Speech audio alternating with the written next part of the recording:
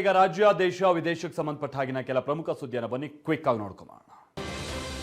ಜನವರಿ 22ರಿಂದ 3 ದಿನ ವಿಶೇಷ ಅಧಿವೇಶನ ನಡೆಸೋದಕ್ಕೆ ಸಚಿವ ಸಂಪುಟ ಸಭೆಯಲ್ಲಿ ನಿರ್ಧಾರ ತೆಗೆದುಕೊಳ್ಳಲಾಗಿದೆ. ಸಿಎಂ ಸಿದ್ದರಾಮಯ್ಯ ನೇತೃತ್ವದಲ್ಲಿ ನಡೆದಂತಹ ಸಚಿವ ಸಂಪುಟ ಸಭೆಯಲ್ಲಿ ತೆಗೆದುಕೊಂಡಂತ ನಿರ್ಧಾರದಂತೆ ಜನವರಿ 22ರಂದು ಉಭಯ ಸದನ ಉದ್ದೇಶಿಸಿ ರಾಜ್ಯಪಾಲರು ಭಾಷಣ ಮಾಡ್ತಾರೆ. ಇದೇ ಅಧಿವೇಶನದಲ್ಲಿ ಕೇಂದ್ರ ಸರ್ಕಾರ ನರೇಗಾ ಯೋಜನೆಯ ಹೆಸರು ಬದಲಾಯಿಸಿರುವ ಬಗ್ಗೆ ಚರ್ಚೆ ನಡೆಯುತ್ತೆ. ಮನ್ರೇಗಾ ಯೋಜನೆಗೆ ಸಂಬಂಧಪಟ್ಟಂತೆ ಅಲ್ಲದೆ ಇದರ ವಿರುದ್ಧ ಹೋರಾಟ ಮಾಡೋದಕ್ಕೂ ಅಧಿವೇಶನದಲ್ಲಿ ತೀರ್ಮಾನವನ್ನು ತೆಗೆದುಕೊಳ್ಳಲಾಗುತ್ತೆ.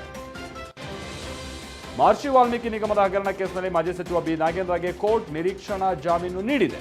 ನಿರೀಕ್ಷಣಾ ಜಾಮೀನು ಅರ್ಜಿ ವಿಚಾರಣೆ ನಡೆಸಿರುವಂತಹ ಜನಪ್ರತಿನಿಧಿಗಳ ವಿಶೇಷ ಕೋರ್ಟ್ ಷರತ್ತುಬದ್ಧ ಜಾಮೀನನ್ನು ಕೊಟ್ಟಿದೆ. 2 ಲಕ್ಷ ರೂಪಾಯಿ ಬಾಂಡ್, 2 ಶ್ಯೂರಿಟಿ, ಸಾಕ್ಷ್ಯಾಧಾರ ನಾಶಪಡಿಸುವಂತಿಲ್ಲ, ಹಾಗೆ ಸಾಕ್ಷ್ಯಗಳಿಗೆ ಬೆದರಿಕೆ ಹಾಕುವಂತಿಲ್ಲ ಅಂತ ಷರತ್ತನ್ನು ಹಾಕಿ ನಾಗೇಂದ್ರಗೆ ಕೋರ್ಟ್ ನಿರೀಕ್ಷಣಾ ಜಾಮೀನನ್ನು ನೀಡಿದೆ.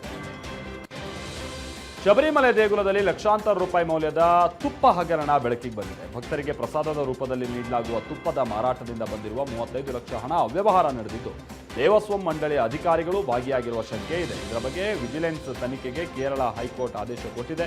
1 ತಿಂಗಳೊಳಗಾಗಿ ತನಿಖಾ ವರದಿ ಒಪ್ಪಿಸುವಂತೆ ಹೈಕೋರ್ಟ್ ಸೂಚನೆಯನ್ನ ನೀಡಿದೆ.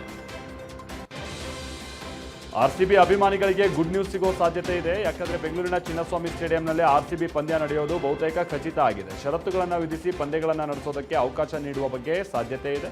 ಈ ಬಗ್ಗೆ ಕೆಎಸ್ಸಿಎಯಲ್ಲಿ ಮಹತ್ವದ ಸಭೆ ನಡೆಸಲಾಗಿದ್ದು ಬೆಂಗಳೂರು ಪೊಲೀಸ್ ಆಯುಕ್ತ ಸೀಮಂತ್ ಕುಮಾರ್ ಸಿಂಗ್, ಕೇಂದ್ರ ವಿಭಾಗದ ಡಿಸಿಪಿ ಅಕ್ಷಯ್ ಕುಮಾರ್, ಕೆಎಸ್ಸಿಎ ಅಧ್ಯಕ್ಷ ವೆಂಕಟೇಶ್ ಪ್ರಸಾದ್ ಸೇರಿದಂತೆ ಹಲವರು ಭಾಗಿಯಾಗಿದ್ದರು.